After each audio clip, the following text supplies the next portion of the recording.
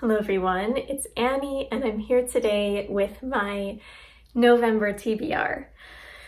This is going to be a very long video because I am participating in the Nonfiction November readathon from A Book Olive's channel, which I will have linked down below. But it is also Native American History Month, so I'm going to be reading a ton of books by Indigenous authors. There used to be Indigathon. I'm not sure if that readathon is going on this year, but regardless, I am still going to read as many books by Native authors as possible. So this is going to be split up. It's all in one video, but the first part is going to be nonfiction, and the second part is going to be all of the books by Indigenous authors. So let's go. Okay, so first we have H is for Hawk by Helen MacDonald. This is both nature writing and a memoir. This is about the author and her time when her father passed away and how she deals with it. Basically, she gets into falconry and she adopts this really specific type of hawk and she develops this bond with it. I've heard amazing things about this. This is one of Olive's favorite books. If you know her channel, you definitely recognize it. So I'm really hoping to get to it. I have a lot of books on this TBR, so it's really more like a pool out of which I can pick and choose. So I really doubt that I'm going to be able to finish all of the books on this TBR, but I'm really hoping to.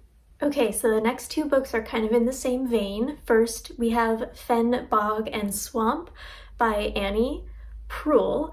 This is one of the most anticipated nonfiction books for a lot of people this year, and it deals with the wetlands, so fen, bogs, and swamps, and the history of them and how climate change and basically our destruction of those ecosystems are harming the planet and how we may be able to save them. So this is a very short book, and I'm really hoping to get to this one because one of the Nonfiction November prompts is an element, so this definitely fits for Earth. But the next book also fits for Earth, which is Zen and the Art of Saving the Planet by Thich Nhat Hanh. And sadly, he passed away recently, but he was a very, very famous Buddhist monk. I've read a lot of his books and his writing is always gorgeous and very informative and just really nice and comforting. And he is also writing about how we can basically change the world for the better and kind of through our little actions as individuals kind of mitigate some of the bigger damage that bigger things like corporations and governments have been having on our planet. So these books both have the similar tone, same vibe, so I'm really hoping. I've been wanting to read this one for a long time, so I'm really hoping to get to it. The next book I'm hoping to get to is Kosher Soul by Michael Twitty. Now, I've read his other book, which is an exploration of African American, especially Southern cuisine, and he is a food writer, so this is a food memoir-esque kind of book, which explores his conversion into Judaism and of course his love for food. So he has a lot to say in this memoir about the intersection between African American food and Jewish food. This just sounds absolutely fascinating, and I really liked the other book that I read from him, which was The Cooking Gene. He also has a book out all about rice, so I'm really a big fan of his work, so I'm looking forward to this one. And next we have a more science-y one, which is so exciting. It is The Milky Way by Moya McTeer, the autobiography of our galaxy. So this sounds super fascinating. I am a fan. I'm not a sciencey person, really, science or math person, but I am a big fan of learning about space and our galaxy. So I think this is going to be right up my alley. It's also quite short, and it just came out in July, I think. So I'm very excited. First of all, the cover's gorgeous.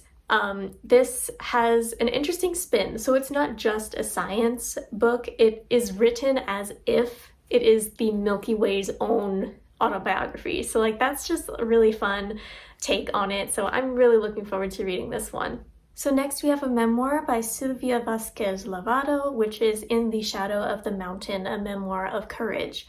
I discovered this book by making my library's Hispanic Heritage Month display. I saw it, I read the back, and I was like, wow, I need to read this. This is about a woman who was privately hanging by a thread as she seemed outwardly successful in the tech world of Silicon Valley. She was an alcoholic, she was hiding her sexuality from her family, and she had suffered really bad abuse as a child. And amidst all of this, she started climbing mountains to kind of cope. And she then gathers this group of women and goes to Nepal and climbs Mount Everest. And that just sounds so exciting. I am really, for some reason, like, I'm not a mountain climber at all, but I'm really interested in Mount Everest and that whole thing. So that is also why I'm reading the next book, which is Honoring High Places by Junko Tabe, who was the first woman to scale Mount Everest. And this book was recently translated from Japanese, and it is her memoir, and I am so excited for it. This is, if I don't read anything this month, I have to read this book because I'm so excited about it. I don't really know much about her life. I just know that fact that she is the first woman ever to scale Mount Everest. So I am really excited to learn more about her. Okay, next we have a book that appeals to the linguist side of me. This is Kingdom of Characters, The Language Revolution That Made China Modern by Jing Zhu. This sounds so fascinating. It deals with Chinese history and language. Amazing. Really interested in this, and I've seen it get no buzz. Like, nobody's talking about this book, and I don't know why. It sounds fascinating. So China today is obviously one of the world's most powerful nations, but just a century ago it was crumbling, with literacy reserved for only the elite few. So in Kingdom of Characters, the author argues that China's most daunting challenge was a linguistic one, a century-long fight to make the formidable Chinese language with about 10,000 characters accessible to the modern world of global trade and digital technology. So it follows innovators throughout history who have reinvented the Chinese language, Okay, so Chinese, just very briefly, has gone through a lot of changes. So there are two character systems. There's the traditional characters and the simplified characters that came about during the Cultural Revolution in China. So it's going to talk about that. It's also going to talk about the Romanization of Chinese, which has a few different kinds of ways to Romanize it. And that also changed a lot during Chairman Mao's reign. And there's just, I'm sure, so much more that he's going to talk about, but suffice it to say, I'm already fascinated about it, so I definitely have to read this. Okay, and I also have the book Before We Were Trans by Dr. Kit Hayam, which sounds absolutely fascinating. Definitely something that I am very interested in. It illuminates the stories of people from across the globe, so from a lot of different cultures, and also throughout history to the present. So like, it spans from ancient history right up until now. So it deals with people whose experiences of gender have defied binary categories. So we're going to deal with trans people in history and also non-binary people. And this just sounds so fascinating, and it really sounds like it's going to help people realize that, like, trans people and non-binary people have always existed throughout history. So I am very excited about this one. Okay, and the last book of this part of the video is The Man Who Could Move Clouds by Ingrid Rojas Contreras. And this sounds fascinating. It is a memoir, and it tells the story of her grandfather, or Nono, who was a Colombian curandero, or healer, who had magical gifts that he passed down to the author and her mother. He could heal the sick and speak to the dead, and her mother could see into the future. And she tells a story of her family and these secret gifts, while also interweaving Colombia's kind of tumultuous history, especially during the 80s and 90s. So I am really interested in this. I don't know much about Colombian history, so Nonfiction November is the time to learn. Okay, so now I'm going to talk about all of the books by Indigenous authors, and as a bridge, I'm going to first talk about two nonfiction books by Indigenous authors. both by queer Indigenous authors, and I am so excited to finally read them. First, we have Making Love with the Land by Joshua Whitehead, which I mentioned in my end of the year book tag video. I am so excited about this. He was the author of Johnny Appleseed, which is also going to be on this TBR. This is his first nonfiction book where he explores the relationships between body, language, and land through like a series of creative essays. So this is going to explore his identity as a queer Indigenous person, and also just dealing with life and mental health. I don't know much more than that, but obviously it is a memoir, so we're going to learn about his life, and I cannot be more excited, and also this cover is great. But another queer memoir is A History of My Brief Body by Billy Ray Belcourt.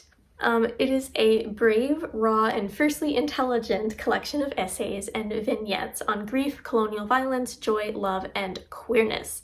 So Billy Ray Belcourt's debut memoir opens with a tender letter and memories of his early life in Alberta on the Driftpile First Nation. So he's Canadian, which I did not know. His writings invite us to unpack and explore the big and broken world he inhabits every day in all its complexity and contradiction, a legacy of colonial violence and the joy that flourishes in spite of it. First loves and first loves lost, sexual exploration and intimacy, the act of writing as a survival instinct and a way to grieve. What emerges is not only a profound meditation on memory, gender, anger, shame, and ecstasy, but also the outline of a way forward. So yeah, I very, very, very excited about this. Also by Billy Ray Belcourt, he just came out with his debut novel. So we're moving into fiction now. His first novel is called A Minor Chorus. It is very, very short. It's a novella. And I already have the audiobook on hold, so I'm very excited. An unnamed narrator abandons his unfinished thesis and returns to northern Alberta in search of what eludes him, the shape of the novel he yearns to write, an autobiography of his rural hometown, the answers to existential questions about family, love, and happiness. So this sounds like a literary fiction. Sounds actually kind of similar to his memoir. I have heard some good things about it. Of course, it's just come out, or I think it's actually coming out November 1st. Or maybe it just came out, I'm not sure. But from the people who have already read it, it's getting glowing reviews. So I'm excited about this one. Okay, then we have There by Tommy Orange, which is a book that is following 12 characters, all from different Native communities who are traveling to the big Oakland powwow. And through these characters, you get to learn that they are all connected to each other in ways that they may not have realized, and it tells the plight of the urban Native American grappling with painful history and an inheritance of beauty and spirituality. So I am very excited to have a physical copy of this book. I am also reading it because it won an award that is on one of the reading challenges that I'm doing this year. I don't actually remember what award it is off the top of my head, but I am definitely going to be reading it this month. There's no question. And then we have an ARC that I was very, very lucky to get from NetGalley. It is To Shape a Dragon's Breath, which is the first book in a new fantasy trilogy by Moniquil Blackgoose, and I was so excited to get this ARC. I am not sure if I'm going to be reading it this month though. However, I wanted to mention it because obviously it is by an Indigenous author and I do want to read it this month. I really want to read it. I'm very excited about it, but it doesn't come out until 2023. So, I do have some ARCs that I should be reading before this one, if I can make myself do that. So we will see. But the gist of this is that a young Indigenous woman enters a colonizer-run dragon academy. So there be dragons in this book, and quickly finds herself at odds with the approved way of doing things. And yes, again, this is the first book of a new fantasy series. So that's all I know. Cover is sick. It looks really cool. And this is just such a great concept. Very exciting. And then we have the book that I am reading for the Found in Translation book club this month. It is Sanak, an Inuit novel by Mitiarjuk Napaluk, which I really hope I pronounced right. This is also a very short book, and it is the first book to ever be translated from the Inuit language. That's so exciting. I'm very, very excited that we chose this for our November pick. This is an intimate story of an Inuit family negotiating the changes brought into their community by the coming of the white people in the mid-19th century. So it is a historical novel, and it is composed of 48 little vignettes or episodes, each following the daily lives of different people in this community. I'm so excited about this. I have wanted to read this book for a really long time, like years and years, so I'm really happy that I'm finally getting to it. Next, we have a book that comes out November 1st. I am so excited about this. It is a horror/thriller by Erika Worth named White Horse, and it is like a ghost story. It follows Carrie James, an urban native who is a fan of heavy metal, ripped jeans, and Stephen King. She spends most of her time at her favorite dive bar called White Horse. There, she tries her best to ignore her past and the questions surrounding her mother who abandoned her. But soon after her cousin brings her a traditional bracelet that once belonged to her mother, Carrie starts seeing disturbing visions of her mother and a mysterious creature. When the visions refuse to go away, Carrie must uncover what really happened to her mother all those years ago. Sounds awesome. It just sounds so cool, and the cover is also amazing, very striking, very exciting stuff. And then I would like to read Calling for a Blanket Dance, which is by Oscar Hokea, and I am really excited about this. It's also quite short because I have a lot of books to read this month, so short books are a blessing. This is a debut novel. It's about a young Native American man struggling to find strength in his familial identity. And it says it's told in a series of voices and takes us into the life of this man through the multi-generational perspectives of his family as they soldier through different difficulties, such as kidney failure, disability, joblessness, resettlement of the family. So yes, this just sounds very interesting. It's an Indigenous multi-generational story. Sounds like something that is up my alley. Next on my list is Michelle Good's book, 5 Little Indians, which deals with the residential schools. This follows Kenny, Lucy, Clara, Howie, and Maisie, who were taken from their families when they were very small and sent to a remote church-run residential school. And they are barely out of childhood when they are finally released after years of detention. Alone and without any skills or support, the teens find their way to the seedy and foreign world of downtown Vancouver, where they cling together, striving to find a place of safety and belonging in a world that doesn't want them. So this is definitely probably going to be a difficult read because it deals with a lot of trauma and just uncomfortable history, but it is definitely an important read, and it's won a ton of awards. I'm looking at the page right now. It has won a bunch of awards. So I have been wanting to read this book for a while as well, so I figured when's a better time? Now we have another new release. It was released this August called Shudder by Ramona Emerson. This sounds so cool. It's not really what I usually read, but it just sounds awesome. It is a blood-chilling debut set in New Mexico's Navajo Nation, and it is a combo of a crime thriller and supernatural horror. So I like that. It follows Rita, who is a forensic photographer working for the Albuquerque police force. Her excellent photography skills have cracked many cases, but she's been hiding a secret that she sees the ghosts of crime victims. Interesting. So she acts as a lone portal back to the living for traumatized spirits and is terrorized by nagging ghosts who won't let her sleep. Her taboo and harrowing ability was what drove her away from the Navajo reservation where she was raised by her grandmother. It has isolated her from friends and gotten her in trouble with the law. And now it might be what gets her killed. I love this combination of ghosts and like crime thriller. This just sounds awesome. I am very much here for this. Okay, 5 more books to go. This is Winter Counts, which is another crime thriller. I picked this up secondhand recently, and it follows Virgil Wounded Horse, who is the local enforcer on the Rosebud Indian Reservation in South Dakota. When justice is denied by the American legal system or the tribal council, he is hired to deliver his own punishment. But when heroin makes its way onto the reservation and finds Virgil's nephew, his vigilantism suddenly becomes personal. Yes. So this is, again, not something I usually read, but it's gotten a ton of buzz. I believe it was a Book of the Month pick a while back when it first came out, so I'm very much interested in this book. And then we have The Seed Keeper by Diane Wilson, which the cover I was immediately attracted to. I've seen it when I was shelving books at my library, and I just kept seeing it, and I was like, you know what, I need to read this.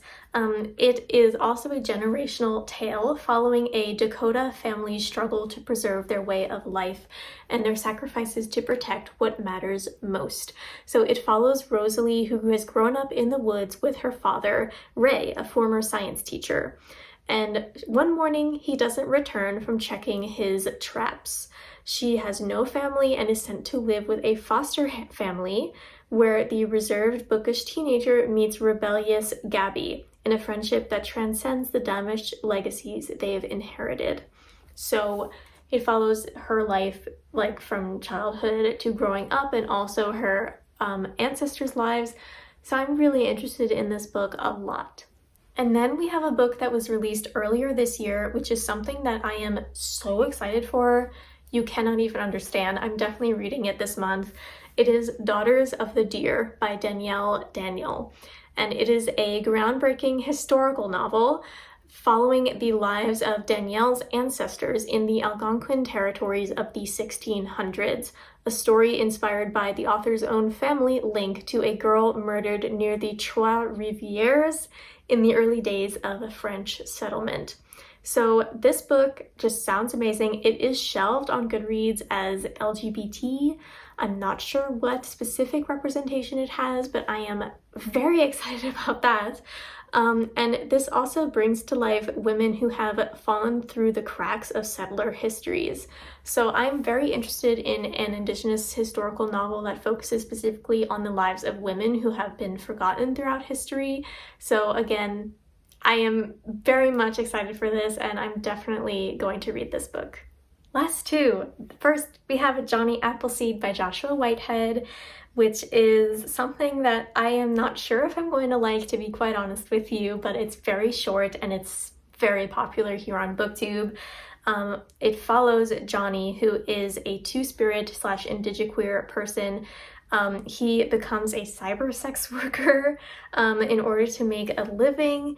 It just, I don't know, it seems like a kind of weird book and something that I wouldn't really pick up if it hadn't been getting as much buzz as it is. So I'm a little bit hesitant, but definitely tell me what you think in the comments. I'm interested in it. That's what I'm saying.